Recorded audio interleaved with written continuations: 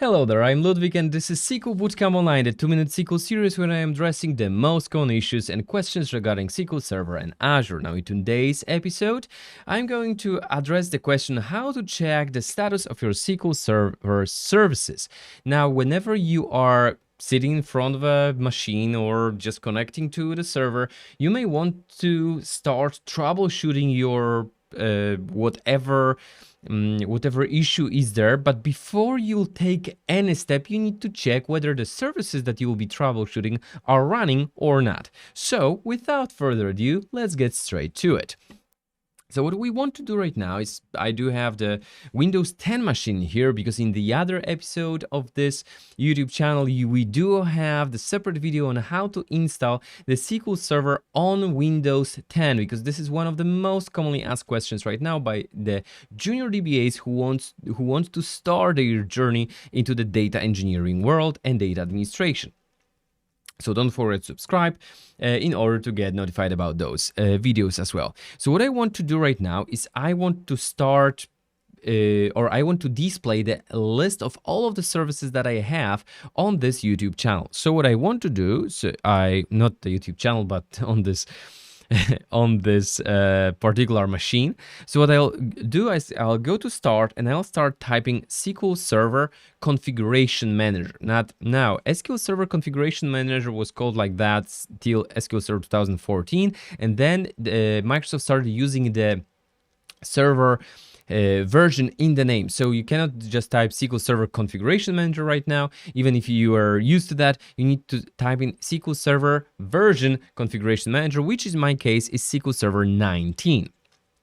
So what I want to do right now is I want to launch this little add-in, this little snippet and snap-in, and I want to see what are currently installed SQL Server services. As you can see, I have SQL Server in here, I have the browser, and I have the agent. Now, SQL Server is the database engine itself, so the core of all of our work.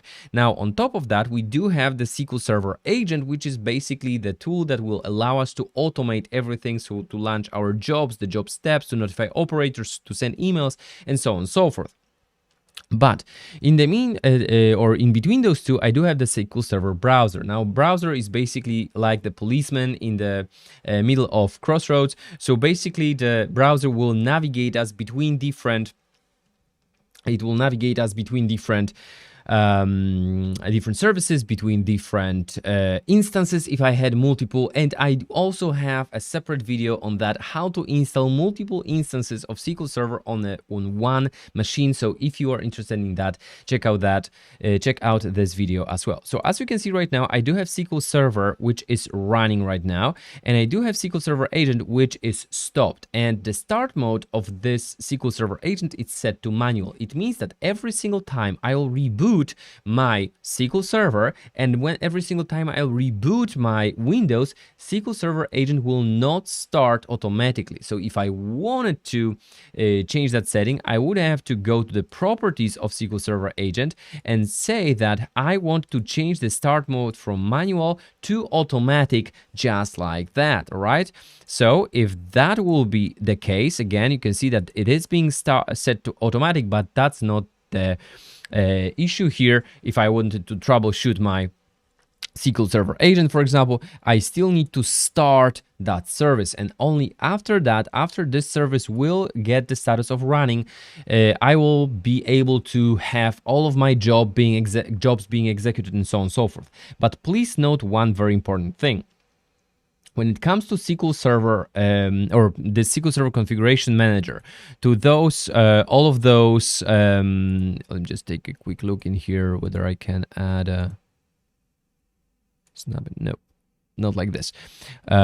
So whenever I do have this, whenever I have the SQL Server Configuration Manager, it will only refresh the services I'm working on. So what it means is that if I'll say, hey, I want to stop SQL Server Agent, for example, boom, I'm stopping SQL Server Agent, I will get the information that, hey, this will stop also the SQL Server Agent, right? So I'm stopping the SQL Server Agent will stop. Why is that? Well, because in the other video on this channel, we already described the system databases. And one of the 4 system databases that we are seeing the moment we will launch the SSMS is called MSDB. MSDB is the heart of SQL Server Agent. So if the engine is down, SQL Server Agent doesn't have access to its own database, the MSDB, so it cannot function. So I'm fine with that. I'll just hit OK right now in order to stop that service.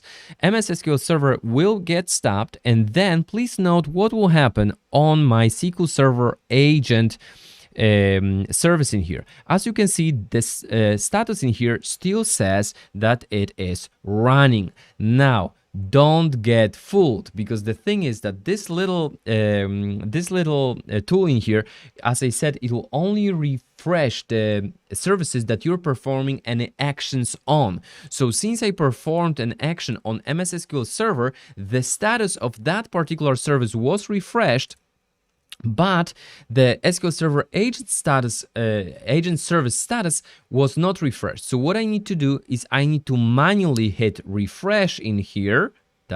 Hit refresh, and only then I'll see that the true status of my SQL Server Agent is also stopped. Now, since I also have those two, since I already understand the implications between those two different services, I understand that if I'll boot up my SQL Server Agent, SQL Server Agent will also bring up the SQL Server engine itself, because they work hand in hand, right? I cannot have the SQL Server Agent running without having SQL Server database engine running, right? So as you can see, again, this is a misinformation in here, right? This is a fake news that my SQL Server is not running in here. So what I need to do is because again, if I hit play in here, this to start service, I would receive an error. So what I want to do, or you know what, let me just show you that error. Here we go. Boom. You can see that nothing happened. Ta-dam. Nope. Nothing happens. So let me just refresh those services, and here we go. The SQL Server Agent brought up the SQL Server Engine as well. All right. So again, if you want to start troubleshooting anything, if anything doesn't work, anything does not work as expected, the very first step is to check whether your services are running. If your jobs are not running, this is the very first thing to go. As you can see, my SQL Server Browser is stopped because I just have I have just one instance in here. I don't need this policeman to guide the traffic where to go and how to connect to those services if I had those running on different ports, blah, blah. This is the advanced series. If you want to subscribe to this channel to check out the advanced series where we talk about subjects that are being covered mostly by the senior DBAs or the mid to senior level DBAs, then again, as I said, just hit that subscribe button, and I'll see you in the very next episode of SQL Bootcamp Online. Thank you.